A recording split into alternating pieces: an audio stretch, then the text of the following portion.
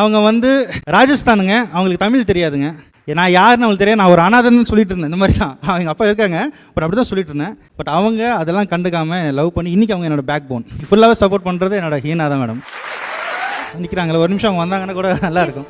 Heena please come on stage. ஸ்டேஜுக்கு வாங்க madam. Actually, I'm very happy. Already just watching him in the home is just, making me laugh all the time. So ஒவ்வொரு டைமும் நான் வந்து எப்படி சொல்றதுன்னா, இவரோட வீடியோ பார்த்து தான் நான் சிரிப்பேன் என்று சொல்லுகிறார்கள். அப்படிதானே? சோ நீங்க வெளியில மாதிரியே வீட்லயும் போயிட்டு வைஃப் அந்த மாதிரி பயங்கரமா கலாச்சிட்டு தான் இருக்கீங்க. இல்ல எப்படிதாங்க, வீட்ல எப்படிதான். அவங்கள தான் பிராங்க் பண்ணிருக்கீங்களா நீங்க? நடந்துருக்கு. actually even I have done to him so many pranks actually. பயங்கரமா பண்ணிட்டாங்க. பிராங்க்ஸ் அதுல உங்களை பயங்கர கடுப்பாக்குன கோவம் வர மாதிரியான பிராங்க் எதனா பண்ணிருக்காரா? அவர் எப்படி பார்த்தாலும் எல்லாத்தையுமே கடைசில கன்வின்ஸ் பண்றவாரு. சோ அந்த மாதிரி ஸ்வீட் சர்ப்ரைஸ் அந்த மாதிரி. அடுத்த நாள் அவ்வளவுதான் எனக்கு.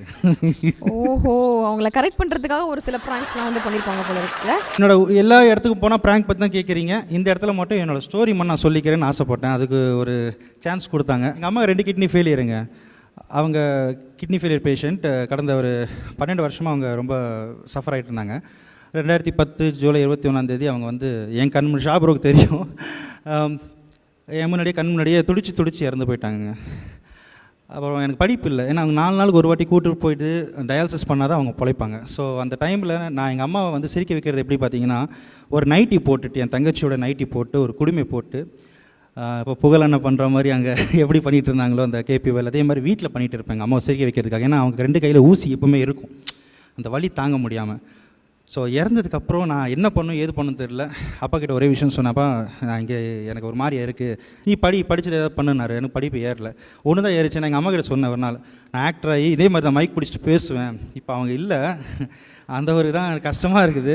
வீட்டு விட்டு ஓடி வந்துட்டேன். வந்ததுக்கப்புறம் என் கையில் 500 ரூபா தான் வச்சுருந்தேன். ஒரு 7 days சென்ட்ரல் ரயில்வே ஸ்டேஷனில் தான் இருந்தது. அங்கே எனக்கு வந்து சாப்பாடு இல்லாத டைமில் வந்து பார்த்தீங்கன்னா, அப்போ 2 வேளை சாப்பிட்டேன்னா 500 ரூபா கையில் காசு இருக்கும்போது பரோட்டா சால்னா தான் எனக்கு என் பாடியில் ஃபுல்லாக இருக்கிறது பரோட்டா சால்னா மட்டும்தான் இருந்தது. அப்புறம் காசு முடிஞ்சதுக்கப்புறம் 4வது நாளில் இருந்து என்ன பண்ணணும்னு தெரியாமல் இப்போ சினிமா சான்ஸ்க்காக ஏவிஎம் ப்ரொடக்ஷன் போனேன். அப்போ விஸ்வரூபன் 2 ஒரு ஷூட் போயிட்டு இருந்தது. அங்கே ஒருத்தர் சொன்னார், உங்களுக்கு சான்ஸ் தரேன்ப்பா வாப்பா அப்படி சொன்னாங்க. அங்கேயும் ஒருத்தர் ஏமாற்றிட்டாரு. அங்கே வந்து அவர் யாருன்னு எனக்கே தெரியாது. அங்கே என் கையில் இருக்கிற 200 ரூபா பிடிங்கி போயிட்டாருப்பா. சரி முடிஞ்சிச்சு. மறுபடியும் லிஃப்ட் கேட்டு தான் நான் வந்து அப் அண்ட் டவுன் பண்ணிகிட்டு இருப்பேன். ஒரு காலத்தில் வந்து பார்த்தீங்கன்னா, நம்ப மாட்டீங்க, வடபழனியில் இருந்து நான் நடந்து ஈகாடு தங்கல் வரை நடந்து போவாங்க. ஒரு சேனல்ஸ்க்காக ஒரு 16 சேனல் என்னை ரிஜிஸ்டர் பண்ணிட்டாங்க. உன் மூஞ்செல்லாம் கண்ணாடி பார்த்துக்கிட்டே நீ எல்லாம் எதுக்கட வர, இந்த மாதிரி கேள்விகள் எல்லாருக்கும் நடக்கிற விஷயம் எனக்கும் நடந்திருக்குன்னு வைங்களேன். பட் இதில் கொடுமை என்ன பார்த்தீங்கன்னா, ரயில்வே ஸ்டேஷனில் போலீஸ்காரன் பிடிச்சி என்னை தள்ளி விட்டு இங்கே இருக்காதப்பா, அப்புறம் கையில் ஒரு 100 ரூபா கொடுத்து என்னை வந்து கோயம்பேடு பஸ் ஸ்டாண்டில் நான் அங்கே ஒரு 9 நாள் படுத்தேன். எனக்கு சாப்பாடு இல்லை. அப்போ தான் கோவிலில் பிரசாதம், அங்கே பிரசாதம் வச்சு தான் நான் வாழ்ந்து வந்ததுக்கப்புறம் என்ன பண்ணணும்னு தெரியல, ரொம்ப வெறுத்துட்டேன். அதுக்கப்புறம் என்னோடய டீம் பாரத், ஃபைனலி பாரத்னு ஒரு டீமு, அப்புறம் அவங்க வந்து ஒரு டீமாக உருவாகி இன்றைக்கி நான் வந்து ஒரு என்ன ஸ்டார்ட் பண்ணணும்னு தெரியல. அதுக்கப்புறம் ஒரு சரி முடியும், என்னால் முடியும், ஏதோ ஒரு முடியும்னு சொல்லிட்டு ப்ராங்க் என்ற ஒரு பேரில் ஸ்டார்ட் பண்ணேன். ஃபஸ்ட்டு ப்ராங்க் கரிசோர்னு நினைக்கிறேன். அது எனக்கே தெரியாமல் 15 மில்லியன் போயிடுச்சு.